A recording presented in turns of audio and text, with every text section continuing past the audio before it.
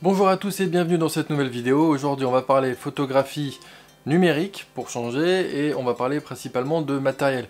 Je vais vous présenter ici mon matériel photo que je vais utiliser dans l'année 2020 et c'est un petit peu le même que j'utilise depuis maintenant 3 ans pour même beaucoup plus que ça en fait, hein, ça fait un petit moment. Comme je te disais, aujourd'hui on va parler photographie numérique et matériel, donc je vais te présenter le matériel que j'utilise, on va dire de façon régulière, donc sans les accessoires bien sûr et sans les flashs, c'est uniquement boîtier et objectif parce que sinon ça serait beaucoup trop long.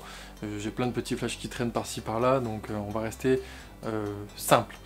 Donc mon boîtier principal que j'utilise actuellement c'est le D750 de chez Nikon qui filme actuellement et c'est le dernier boîtier que j'ai acheté parce que j'avais besoin de remplacer mon Nikon D610 qui lui-même avait été acheté pour remplacer mon D300. C'est un boîtier donc qui a une meilleure résolution d'image, qui est un petit peu plus moderne, un peu plus rapide, quoique, en tout cas c'est le boîtier que j'utilise le plus en ce moment pour la plupart des projets que je fais. Ensuite mon boîtier secondaire c'est donc le Nikon D300 que j'ai conservé.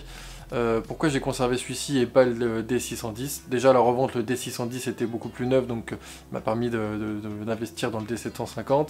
Le D300 aujourd'hui vaut plus grand chose, mais c'est surtout parce que le D300 il est vraiment increvable.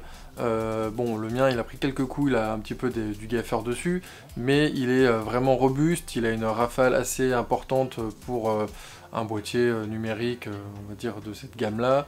Je crois que c'est 8 images secondes, donc c'est pas trop mal.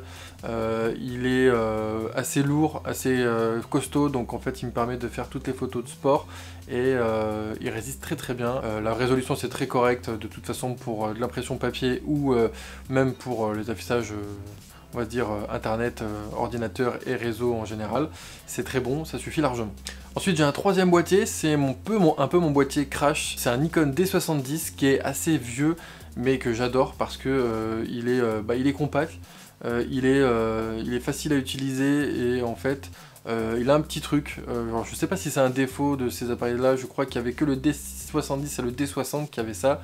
Il a la capacité de dépasser la synchro flash qui est de 1/160e sur le D750 et 1/250e sur le D300. Donc je peux dépasser ça jusqu'au 1/4 ce qui n'est pas négligeable pour la photo de sport, et ceci sans avoir le rideau. Alors je sais pas si c'est parce que c'était un déclenchement sans rideau, enfin je sais pas du tout quel était au niveau électronique le petit détail qui fait que c'est possible sur cet appareil là, mais en tout cas ça reste mon boîtier vraiment favori pour tout ce qui est plan au fisheye de très très près et qui nécessite d'avoir un appareil photo dont bon, même si on le casse, on est un peu moins dégoûté que de casser un boîtier tout récent, même si j'ai pas trop envie de le casser. Au niveau des optiques, j'ai quelques objectifs que j'utilise depuis un petit moment, que j'utilise aussi bien sur l'argentique que sur le numérique, aussi bien sur la PSC que sur le plein format. J'ai principalement mon 35 mm qui est en train de filmer ici, qui est un 35 f2 de chez Nikon. J'ai un 50 f1.8 de chez Nikon aussi, un 85 f1.8 de chez Nikon aussi, un Tokina 100 mm qui est 2.8, et j'ai deux fisheyes, donc un 16 mm f2.8 de chez Zenith que j'utilise pour le plein format et un 8 mm Samyang que j'utilise pour les deux APS-C. Les 4 principaux que j'utilise c'est vraiment le 35, le 50, le 85 et le 100. Même si mon 100 est en train de remplacer petit à petit mon 85, c'est vraiment les 4 optiques que j'utilise le plus souvent. Le fisheye, on s'en lasse un petit peu, même si pour les photos de sport, de skate particulièrement, c'est quand même assez pratique.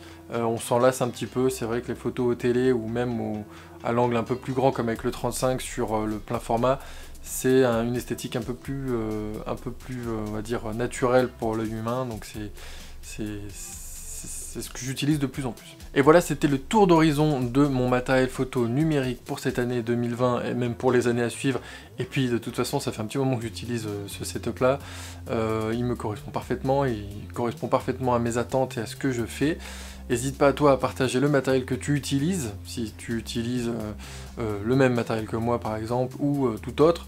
Moi je suis vraiment anti-Geiger, Canon, Nikon, Fuji, parce que de toute façon j'ai utilisé aussi un petit peu de Canon à l'occasion et du Fuji. Pour moi il n'y a pas vraiment de raison d'avoir de Geiger, parce que en fait tout est bien, ça dépend vraiment de l'utilité qu'on en a. Moi j'avais choisi Nikon à la base parce que c'était moins cher à l'achat au niveau des kits.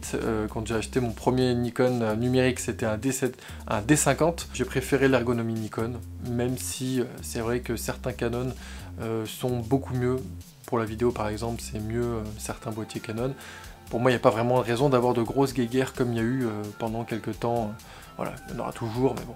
Quoi qu'il en soit, n'hésite pas à faire ton retour sur cette vidéo, sur le matériel que tu utilises, que tu aimerais utiliser, que j'utilise. Et puis on se dit à bientôt pour une prochaine vidéo argentique numérique. Quoi qu'il arrive, ça sera autour de la photo. Et puis ben d'ici là, salut!